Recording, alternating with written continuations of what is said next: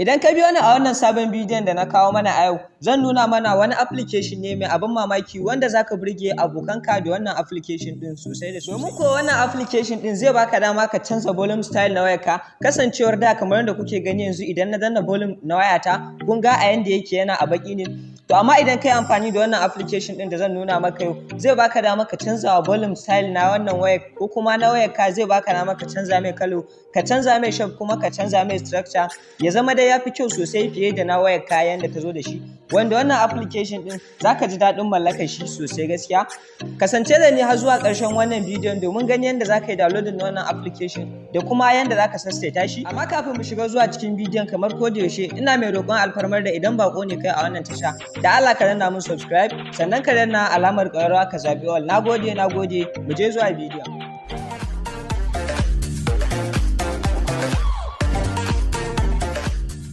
Assalamu alaikum wa rahmatullah, abokai masu bibiyar wannan tasha, barkanmu da warhaka, barkanmu da sake kasancewa da ku a wannan sabon bidiyon. Kamar yadda ya ce zan nuna mana wannan application mai abin mamaki, to application din shine wannan kamar yadda kuke gani.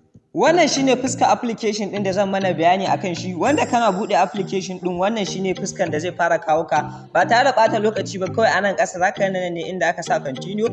Nan yana maka talla ne idan kana so ka biya kuɗi domin a cire maka tallallika a kuma buɗe maka wasu features ɗin. Amma ko da a ce baka biya kuɗi ba, akwai features masu matuƙar kyau a wannan application ɗin wanda iya su ma ya isa ka yi amfani da su. Kawai zaka danna nan ƙasa ne. Sai kuma mataki na ƙarshe inda nan ne zaka je ka bashi dama, kasancewar wannan application ɗin zai iya amfani a ko ina. Ko da a ce ka fita daga nan ka shiga wani application ɗin, in ka danna volume zaka rage ko za ka ƙara, za ka ga ya fito da features ɗin wannan application ɗin. To dole zaka fara danna nan inda aka sa start accessibility, ka zo ka bashi dama.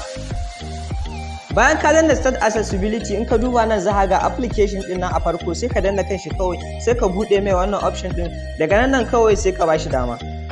Bayan ka bashi dama, wannan shine fuskan da zai kawo ka kamar yadda kake gani a nan option na farko. Za ka ga inda aka sa skins, wato nan in ka shiga gurin shine kamar yadda kuke gani yanzu, kun gani ga jerin volume style masu matukar kayatarwa wanda zaka burge abokanka da wannan application din sosai. Bari mu gani yanzu in fara gwada mana da wannan. Kana zaɓar shi a nan sama za ka ga tick ya fito, wanda wato tabbacin alamun wannan skin din ka zaɓa. Yanzu idan na danna volume style na wayata, za ku ga da a black yake, amma kun ga yanzu yanda ya dawo. Kun gani yanzu ya canza daga wannan siririn ya dawo a cylinder shape kenan. Kuma in kai nan ƙasa ga ragowa option wanda sai wanda ra'ayinka yi in ka zaɓa. Kun ga shi ma ina dannawa ya canza daga na da ya dawo wannan da na zaɓa yanzu. Ga kuma black and white, wato simple kenan. Wannan shine jerin skin da wannan application ɗin yake kunshe da su. Bayan ka zaɓi wanda ya maka, kawai shikenan sai ka yo back.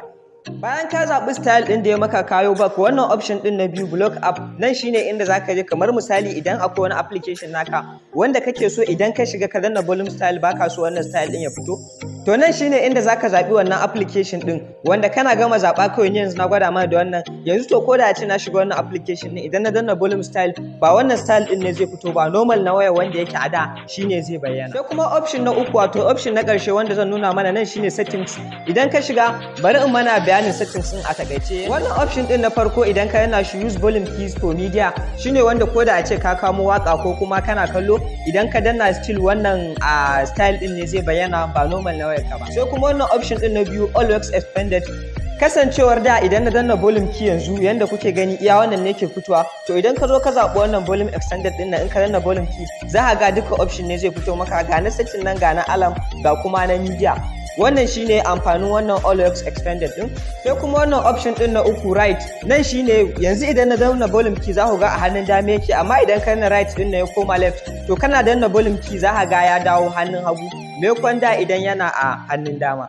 Shi kuma wannan option din na hudu, wato sync panel, wanda shine idan ka zaɓe misali yanzu in ka danna volume key, tunda wayan nan tana a light mode ne, za ku ga ya fito ba volume style din nawa ya fito da haske, amma kuma in tana a dark mode in ka danna shi ma za ka ga ya fito da duhu. Wannan shine kawai amfanin sa. Sai kuma option na biyun ƙarshe, wato na biyar, shi wannan amfanin sa shine kamar yanzu na danna volume key, za ku ga asalin hasken screen din wayar tawa ya ragu. To nan shine inda zaka saita idan kana so, ko da a ce ka danna volume key baka so hasken wayar kai ragu. Kun gani yanzu ko da na danna volume key hasken normal waya ta bai ragu ba, idan kuma ka zo ka karo shi ka kure ma, za ka ga in ka danna volume key iyakar volume key din ne kawai zai bayyana, zai rufe maka screen din wayar taka, iyakar volume key din ne kawai za ka ga ya bayyana. Sai kuma option na ƙarshe wato option na 6, kamar yanzu idan na danna volume key din nan yana yin sakan 3 zai dauke daga kan wannan screen din wayar tawa. To nan shine inda zaka zo ka karo shi ko kuma ka rage. Yanzu idan ka sa shi a 10 second, idan ka danna wannan volume key din ko da a ce a haka bar shi dole sai yayi sakan 10 sannan zai dauke. Idan kuma ka rage haka ka da shi sakan 1 za ka ga cewa kana dannawa yana sakan 1 kun gani har ya dauke. Yanzu ku biyo ni mu je zuwa Play Store domin nuna mana sunan wannan application din da kuma yanda za ka yi downloading nashi. Bayan ka bude Play Store na wayar ka sai kai searching na wannan sunan application din kamar yanda kuke gani. Wannan application din na farko shine wanda muka yi amfani da shi, wanda kana dannawa haka ba shi da wani nauyi, duka ina ga 6 MB ne, kuma wannan shine logon application din wanda kana yin downloading nashi shikenan sai ka sassaita kamar yadda na nuna mana yanzu kuma ka zaɓi skin ɗin da ya maka. Wannan shine ƙarshen ɗan takaitaccen bidiyon da na kawo mana a yau akan wannan application, wanda ina fata wannan bidiyo da kuma application ɗin ya ƙayatar da ku. Kada ka manta dan Allah ka danna mana subscribe, sannan ka danna ma wannan bidiyon namu alamar like. Na gode, sai mun haɗu da ku a bidiyo na gaba.